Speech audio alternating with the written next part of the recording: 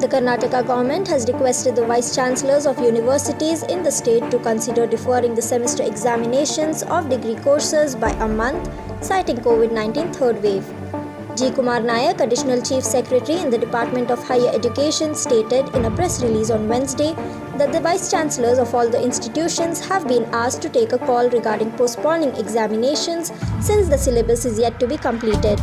He said the portions could not be completed within the time frame since offline classes were suspended in view of surge in COVID-19 third wave.